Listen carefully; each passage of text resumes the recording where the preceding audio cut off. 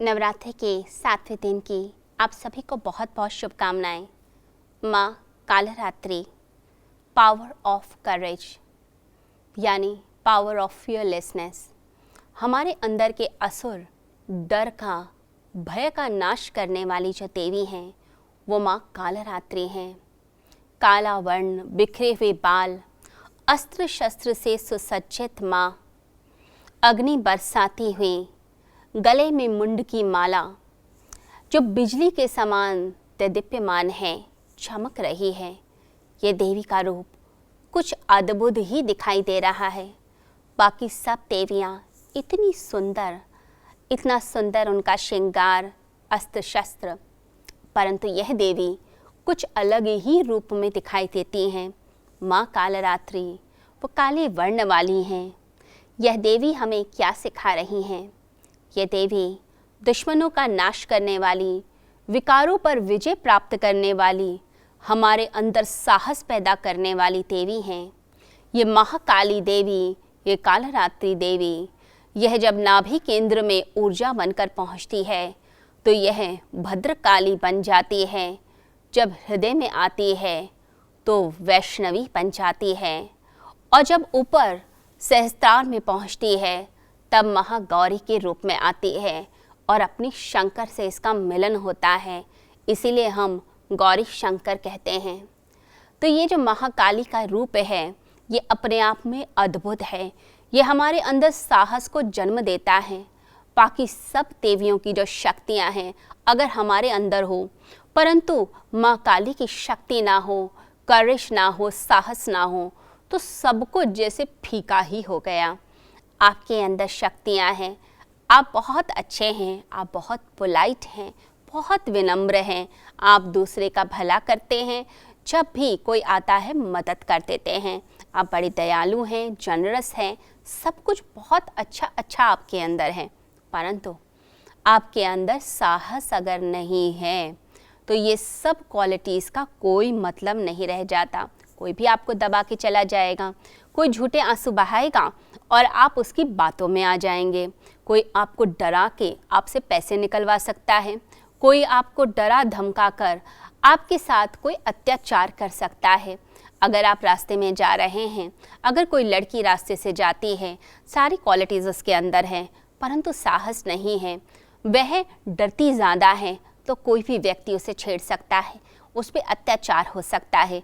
परंतु यदि उसे सेल्फ डिफेंस पता है, यदि उसके अंदर साहस है, तो वह अन्याय का सामना करेगी, वह उस व्यक्ति को जवाब देगी। तो ये जो साहस की शक्ति है ये होनी बहुत ज़रूरी है। आप ऑफिस में गए, कोई आपका कोलीग आपको बुली करता है, आपको गलत ढंग से टोंट कसता है, आपको अपशब्द कहता है, आपके अंदर साहस होना चाहिए उस व्यक्ति को चुप कराने का। अगर कोई पड़ोसी आपका आपके ऊपर झूठा केस कर दे, या फिर आप जब भी रास्ते से आते जाते हैं तो आपके लिए कुछ कॉन्स्पिरेसी करता रहता है, आसपास के लोगों को भड़काता रहता है, तो आपके अंदर इतना दम होना चाहिए कि आप जाकर उस व्यक्ति को चुप करा सकें। अगर आप अच्छे बनकर सहते रहेंगे तो दूसरा तो दबाता ही चला जाएगा। सहना है, लेकिन ये पता होना चाहिए कहाँ सहना है।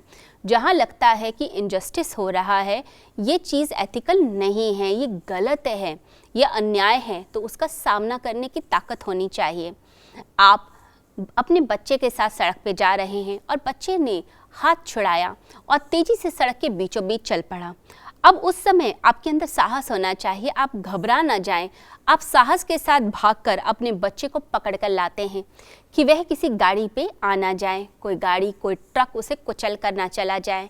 अगर आप घबरा जाएंगे, डर जाएंगे, तो क्या होगा? आप बच्चे की रक्षा नहीं कर पाएंगे। ये जो पावर ऑफ करेज है ये होना बहुत ज़रूरी है। आपको अपने करियर में ग्रो करना है, आप चाहते हैं आपका बिजनेस ज़्यादा सक्सेसफुल हो, तो साहस तो दिखाएं, थोड़ा बाहर निकलें। अगर घर में ही छुप के बैठे रहेंगे तो कुछ भी नहीं होगा।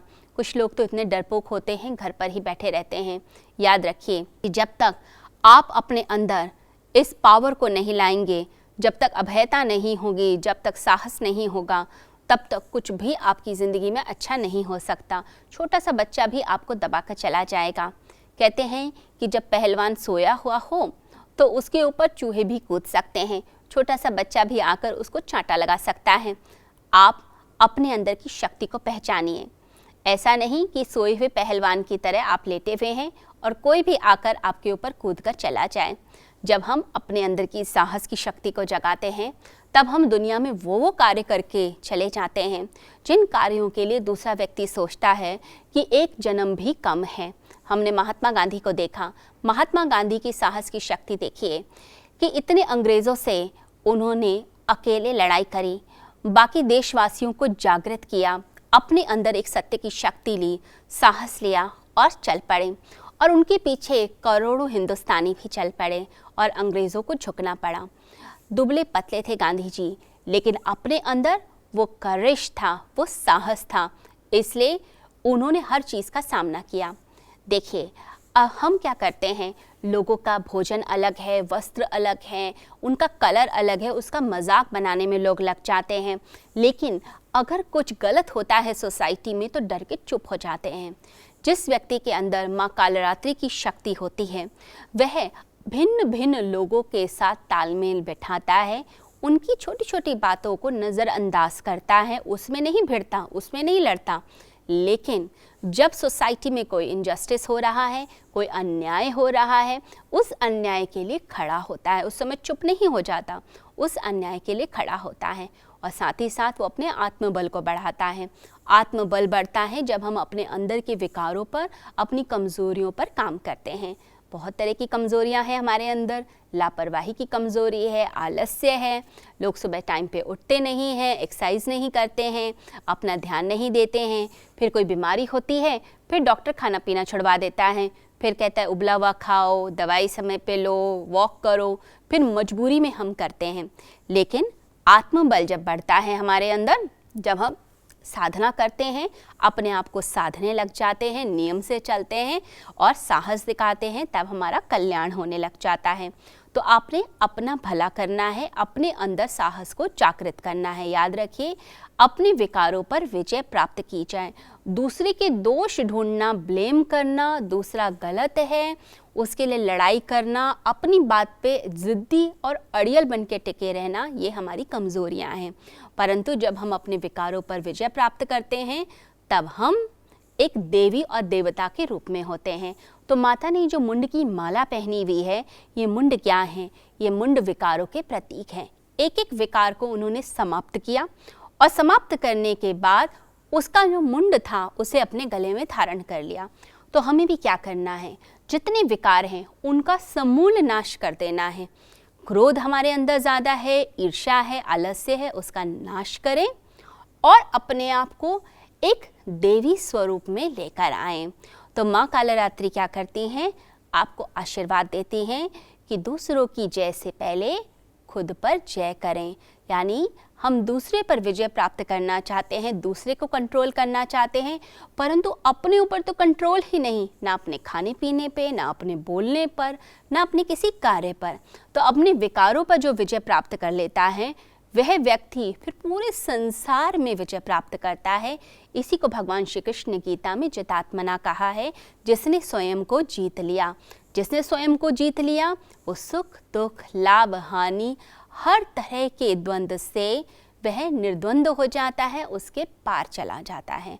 यदि यह शक्ति है तो समझिए हमारा कल्याण ही कल्याण है।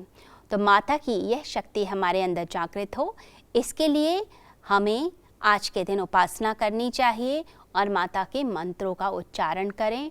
ओम ऐं ह्रीं क्लीं चामुंडाय विच्चै। बस इसका जाप कीजिए और अपनी वाणी में माधुर्य लाएं, सत्य को धारण करें और माता का ध्यान करें। जय माता दी।